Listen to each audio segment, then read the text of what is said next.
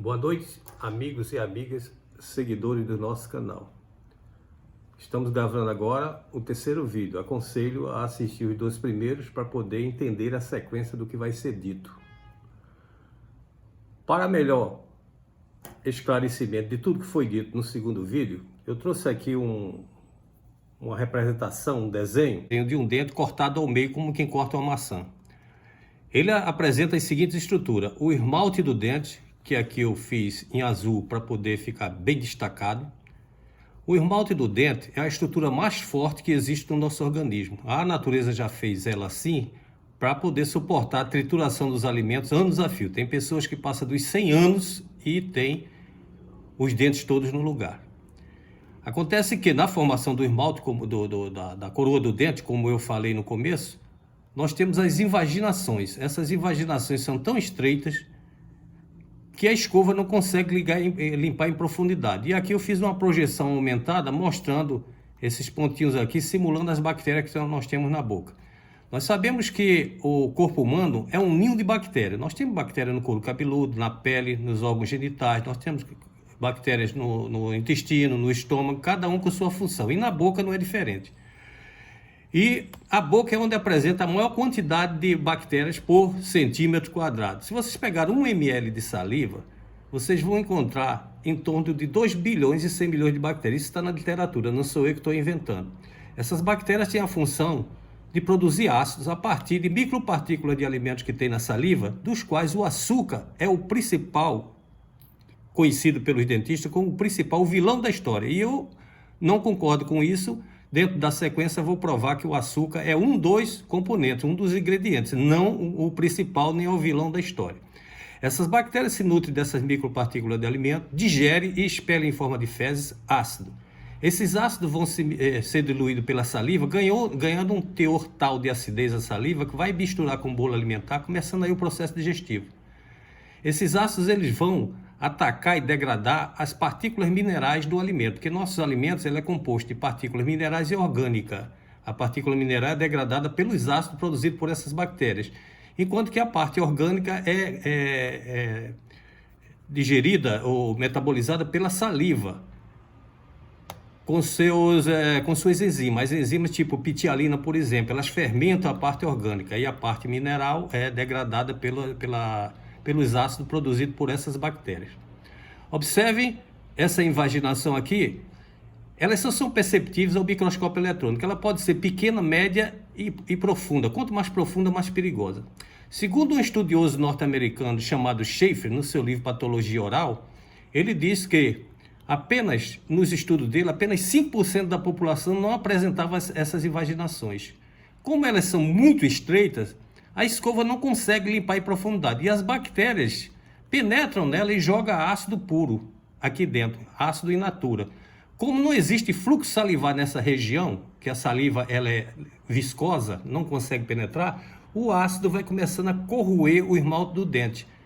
Começa a corroer e vai se aprofundando. Como o esmalte do dente não tem fibras sensitivas, o indivíduo não sente dores. À medida que ele vai corroendo o esmalte e ultrapassa a barreira de esmalte, ele cai na dentina, essa região amarela que forma a raiz e a base da coroa.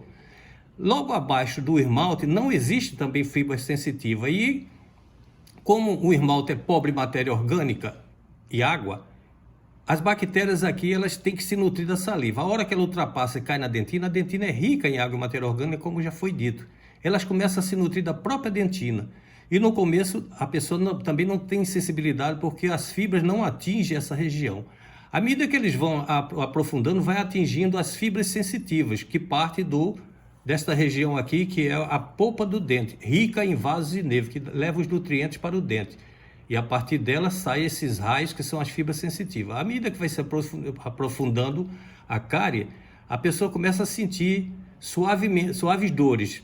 Não liga, não dá bola, vai se aprofundando. À medida que vai se aprofundando, vai começando a doer. Toma um analgésico, passa. Não vai no dentista. A hora que ela atinge a polpa, já está o comprometido dentro, precisando fazer tratamento de canal.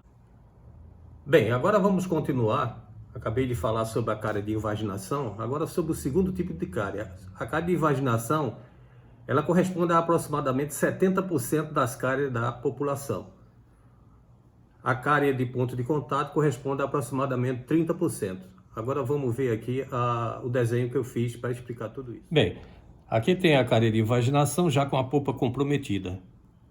Agora veja aqui o que acontece quando a pessoa escova bem os dentes e não usa fio dental. Fica resto de alimento retido nessa região, cheio de bactérias, lançando seus ácidos aqui e começa a perfurar os dois dentes, para um lado e para o outro, e vai se aprofundando, acontecendo os mesmos sintomas que acontecem na cárie de invaginação. Volto a dizer, a cárie de invaginação corresponde a aproximadamente 70% das cáries e próximo de 30% às cáries de ponto de contato, por falta do uso de fio dental. Para resolver o problema da cárie de invaginação, com escova ninguém resolve, tem que se fazer selante. Muita gente boa, de um bom nível cultural, nunca ouviu falar em selante. O selante é feito pelo dentista. Ele faz uma limpeza química aqui, passa um ácido para ficar poroso essa região, pincela um líquido tipo esmalte de unha, bem parecido com esmalte de unha, e seca com aquela luz, aquela luzinha que faz a restauração. É como se estivesse restaurando um dente saudável. Com isso, essa região será protegida e você eliminará aproximadamente 70% das cáries. Já aqui é mais simples ainda, é o uso de fio dental. O fio dental aqui substitui a escova, porque a escova nem consegue limpar essa região, nem consegue penetrar aqui. Ou seja, você escova e no fim, quando vai ver, tem cárie tanto de um lado como do outro. Selante e fio dental é a solução para resolver esse problema de cárie, dessa cárie. Aí alguém pode estar perguntando, quer dizer que a escovação não serve para nada? Para eliminar esses dois tipos de cárie é zero. Agora a escovação ela é muito importante para remover resíduos que ficam acumulados entre a gengiva e o dente, evitando doença periodontal.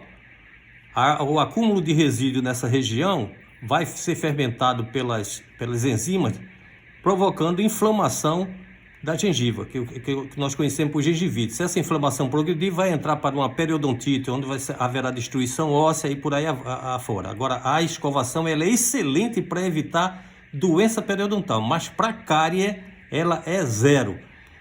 Eu chego a dizer no meu livro, talvez eu seja o único dentista que fala que escovar dente é prejudicial ao dente. Prejudicial por dois motivos. Primeiro, que quando você escova, você fica com aquela sensação de frescor e limpeza e acha que está protegido, quando na verdade não está, se não usar fio dental nem tiver feito selante. E segundo, porque remove uma película que se forma aqui, conhecida pelo dentista como placa bacteriana, hoje chamada de biofilme. Essa película é a defesa do dente, produzido pela natureza, porque quando a natureza nos fez, parta do seguinte princípio: quando a natureza nos fez, ela não pensou em pasta e escova de dente, ela criou seu próprio mecanismo de defesa. E um dos mecanismos de defesa da natureza é a película que se forma em torno do dente. Quando nós escovamos, nós removemos essa película. Por sorte nossa, 2 horas depois da escovação, já começa um novo processo, uma nova película a ser montada sobre o dente. Queridos amigos, no próximo vídeo eu vou explicar como acontece a cárie de superfície lisa e a cárie de colo de dente, que também são muito importantes. São raras, mas são muito importantes. Convido a todos também a seguir no Instagram, odontologia __ para todos. Boa noite e até o próximo vídeo.